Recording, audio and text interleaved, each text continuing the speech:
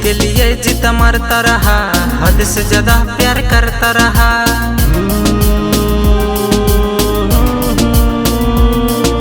कुछ पाया ना खोता रहा, हंस न गया भूल रोता रहा। ढूंढ रहा था मंजिल जिसका, ढूंढ रहा था मंजिल जिसका कोई ठिकाना ही नहीं। उसने अपना माना ही नहीं, उसने अपना माना ही नहीं, माना ही नहीं,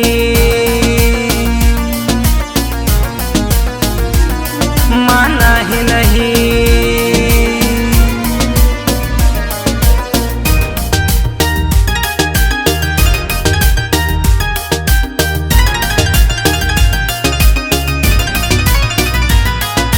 देखा था एक सपना जो आंखें खुलते टूट गया, किस्मत ने भी साथ छोड़ा, प्यार भी मेरा छूट गया।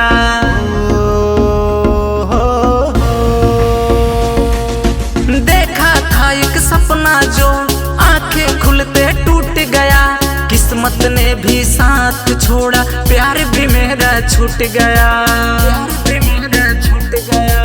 कितना दर्द है मेरे दिल में, हो कितना दर्द है मेरे दिल में, उसने तो जाना ही नहीं। उसने अपना कभी माना ही नहीं, उसने अपना कभी माना ही नहीं।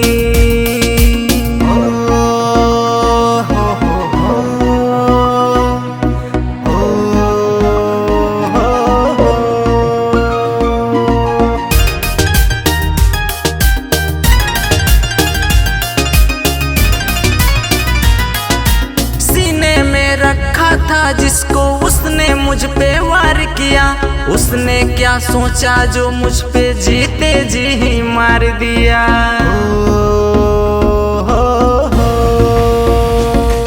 सीने में रखा था जिसको उसने मुझ पे वार किया, उसका क्या होगा परवाह जो जीते जी मुझे मार दिया, मुझे मार दिया। अब ना मुझको किसी के दिल से, मुझको किसी के दिल से दिल है नहीं लगाना।